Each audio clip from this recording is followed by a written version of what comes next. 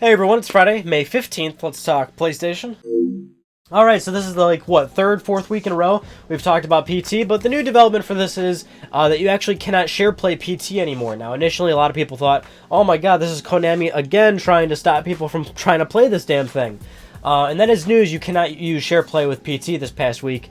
But the actual reasoning behind it, from my understanding, is that it's more of a Sony side thing. The fact that the game is no longer in the PlayStation Store, I guess, goes in line with the terms of service of share play, and it doesn't work that way. And it also has to deal with the fact of differing regions and the availability of the game no longer in the store and everything like that. So it's really more of a Sony side thing, from my understanding. But even if Konami was behind it, again, really doesn't make sense there, because they do not want that game out there. But now it's a lot of people are joking about it, like, oh my god, like soon they're just gonna start wiping PT off of people's hard drives, which I hope they don't, because if they do, I will start a fucking riot. All right, this next news story isn't even really a news story, but it's like, we got to talk about this, because we got to talk about this. So a new game is coming out for PlayStation 4 and PlayStation 3. A very Japan-only game, because it is Japan only. And it has a really ridiculously long title. The actual name of the game is very, very long. So you'd be like, hey, dude, what's that new game you're playing? And you would say, oh, dude, well, I'm getting Summertime High School, a young man's notes, how a new exchange student like myself ran into his childhood friend on the school tour, then for some reason became super popular with the girls for his daily scoops on the school photography club, even though he only takes panty shots, and what he thinks as he goes on dates during his summer of island school life. That's what you tell your friend, like, oh yeah, I'm buying that, which I'm not even going to say over again.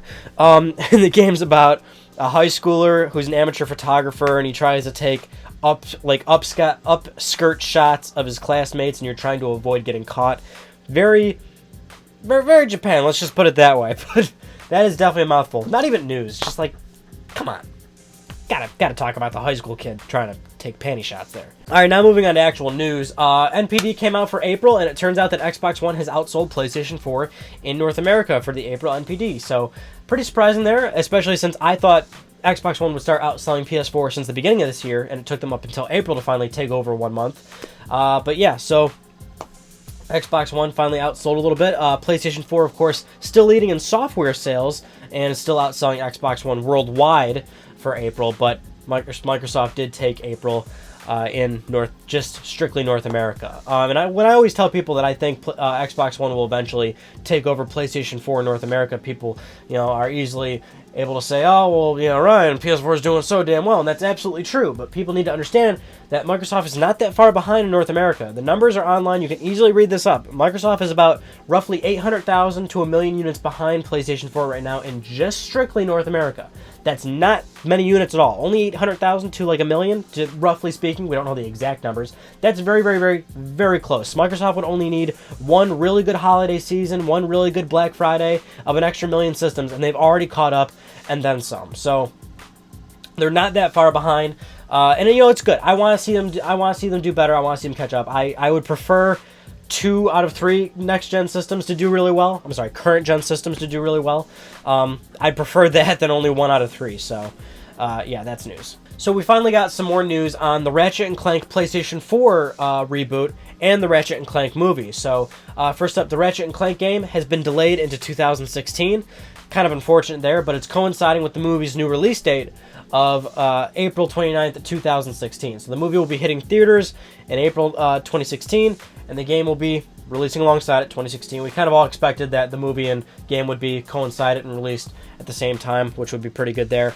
Insomniac has reassured people about what they're doing with the Ratchet & Clank reboot, and being very firm about the fact that it is a more than a remaster. They're actually redoing pretty much every single thing about the game, adding new areas, adding Metropolis to the game, adding new weapons to the game, new weapons that didn't exist in the first Ratchet & Clank, so the Groovitron or whatever.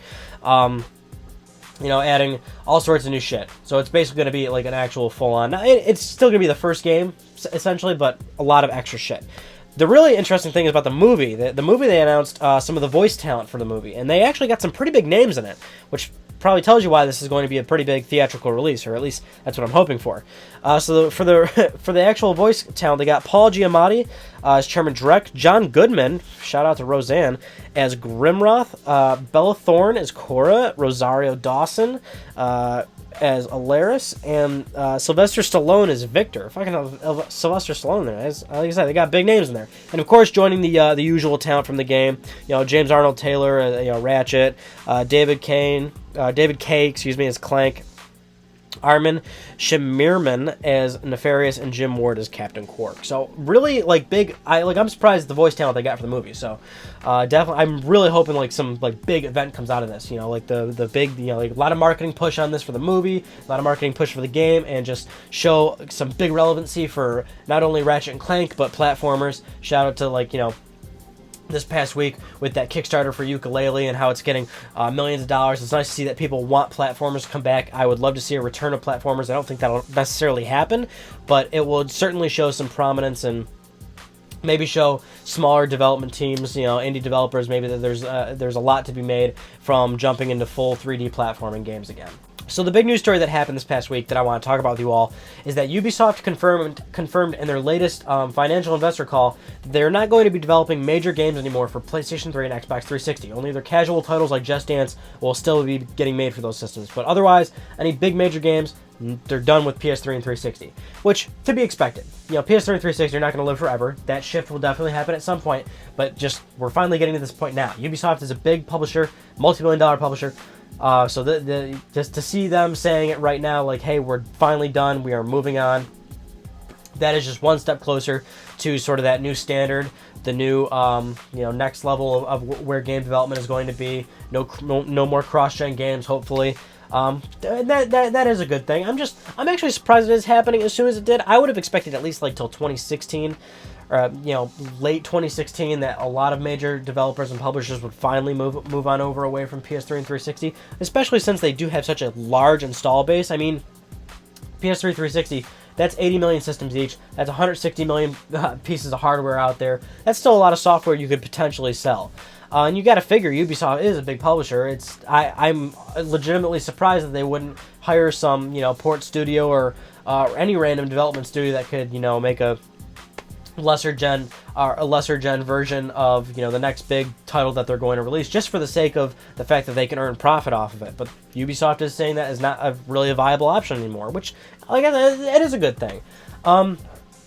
What's interesting is how fast PS3 and 360 are dying off compared to, say, PlayStation 2 and GameCube and Xbox, and before that N64 and the PlayStation. There was always a very healthy crossover there, whereas PS3 360 are going away much more quickly, and there's a few reasons for that. One of them is that PS3 360 definitely overstayed their welcome. They were a very long console generation. Another thing you got to look at is we're in a different generation nowadays where a lot of casual gamers have left console gaming. A lot of casual people that want to play games, they'll just do it on their phone. They'll just do it on maybe their computer or something. But most of it's definitely mobile, tablets, stuff like that. I mean, that mobile and tablets and all that makes so much money. A lot of those casual people have definitely moved on away from there. But it's what's funny is that the new consoles are doing so well. So not only do you have a lot of casual gamers leaving consoles, but you have a lot of more informed regular gamers joining into the new space of consoles with PS4 and X1. And when I say that, it's because PS4 is selling at a faster rate than PS2, X1 the same thing, X1's selling at a faster rate than the 360, so you've got more informed gamers coming in the space while the casual people are still leaving, which will give you that idea of, okay, so these are informed gamers that are buying these consoles. That means that they don't want to stay on PS3 360 because they're informed gamers that don't want the old gen tech. They want new gen tech, so they're jumping in more quickly. Whereas, casual gamers back then, say PS2 to PS3, your casual guy wasn't that eager to jump to PS3 just yet because he was a casual guy just playing games on his PS2. Nowadays, that consumer has games on their phone. They don't have any consoles at all. So the only people that are buying consoles are more informed consumers. More informed consumers want the latest tech, so they're leaving PS3 360 a lot quicker. That's just how I see it, and it seems like that's how Ubisoft sees it too. And that's definitely what I take away from all these recent numbers and findings from publishers and the consoles which is we are in a more informed age. A lot of people that are super, like, not into games are just playing them on their phones. And the kind of people that are buying PS4s and Xbox Ones, which is more than what people were buying previously, aren't as dumb as you think they are.